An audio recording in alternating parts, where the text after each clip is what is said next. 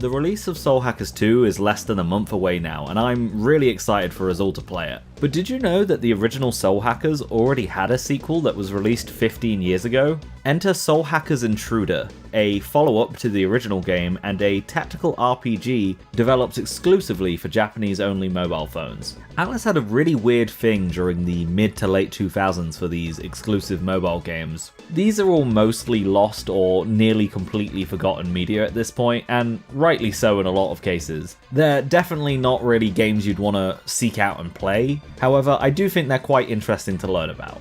And with Soul Hackers Intruder being one of the more substantial of these games, as well as Soul Hackers 2 coming out soon, I figured it'd be fun to talk about it a bit. Since while there is a fully translated Let's Play online, courtesy of Tom's Translations, it's definitely not a game that many people know about, nor is it one that people would be particularly fond of watching a 75-part Let's Play to see what happens in it. Soul Hackers Intruder takes place 6 months after the original game's ending, after the Spookies all split up and go their separate ways. The protagonist and Hitomi meet up at the same place their original adventure began, the phone booth that the two of you hacked to get access to the Paradigm X beta. But before the two of you properly have a chance to catch up, you receive a phone call from Yuichi, who tells you to get over to the Spookies trailer as soon as possible, as he has something important to show you all. Upon meeting back up with him, Yuichi explains that he never left Amami City despite the fact that it was put into complete quarantine, and that he's basically been squatting in this ghost town of a city for the last half a year now. During this time, however, he has discovered that the Amami City network is completely overrun and infested with demons now, and that through the network they are trying to find a way to escape into the human world once again. However, with Paradigm X no longer being available, there's no way for you to go into the mainframe to be able to defeat the demons yourself.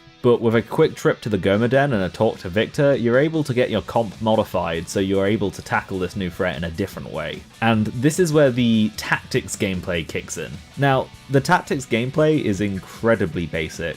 This thing looks like a slot machine that you can manually stop to try and affect the RNG, but it's all simply just for show. From there, you kind of just move your demons around, try and block off choke points, and use healing tiles to be able to heal them if needs be. Demons have either 1 or 2 attacks which are randomly selected from the roulette wheel, with the only thing that's really determined is whether or not the attack hits or not, and if it's a physical or a magical based attack. And there's not really a whole lot outside of that. There's no way to heal your teammates with a Dia spell or anything like that. The only other thing the game has is its unique mechanic, which is this weird Splatoon-like system. Essentially, walking on any green tile will paint it blue, but if the enemy walks on it, it will paint it red. Based on the ratio of blue to red tiles will affect how many buffs and debuffs that you and the enemy will have, which generally encourages you to play more aggressively than defensively. Already marked tiles, however, cannot be repainted by walking on them. The only way to repaint tiles is that each enemy has a unique explosion effect on the tiles around them whenever they die. For example, a pixie upon death might paint the tiles beneath her in an X-like pattern, however Jack Frost might do a 3x3 square.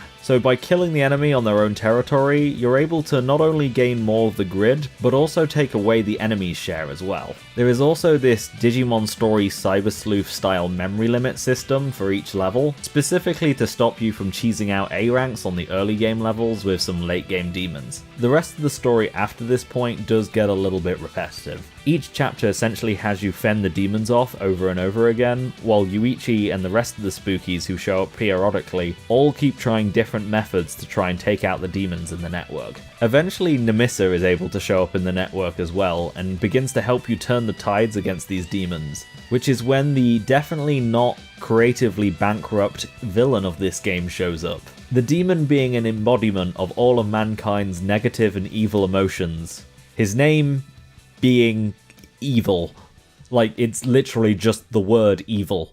Either way, after him revealing himself, you, Nemissa, and your demons are able to beat him into submission and send him back where he came from. And with that, all of the demons in the network, including Nemissa, begin to disappear again, with the final scene of the game having the Spookies hitting the town to celebrate. The same weird ghost town that hasn't had a single person living in it besides Yuichi for the last 6 months. They do, however, manage to somehow bump into Rei Reiho from Devil Summoner, however, and we get a really weird but kind of cute moment where Spooky asks her out on a date, which is honestly not the ship I expected or wanted, but is definitely one that I now need. But yeah, that's it. That's pretty much everything I've got to say on Soul Hackers Intruder. While it's definitely one of the more substantial mobile games that Atlus put out, with only a couple really beating it, it's still pretty barren when it comes to gameplay and plot.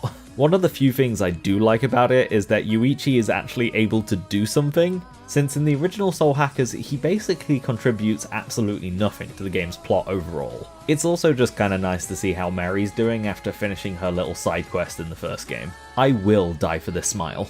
Either way, I hope you enjoyed learning about the original Soul Hackers 2, and I hope you're excited for the new Soul Hackers 2 as well. I was lucky enough to bag myself a review code, so do look forward to seeing a review of that game at the end of this month. And if you are excited about it, tell me about it in the comments below. I want to hear and talk about it. Soul Hackers Intruder was actually one of the things I talked about at my panel for PersonaCon this year. If you want to hear me ramble about it some more, as well as things like Shin Megami Tensei Khan, the weird alternate follow-up to SMT If, then be sure to click on the link wherever I've got it in the description or on screen right now. Or if you want to watch something Devil Summoner related with a bit more structure to it, then I recommend my review of Raido Kuzunoa vs the Soulless Army.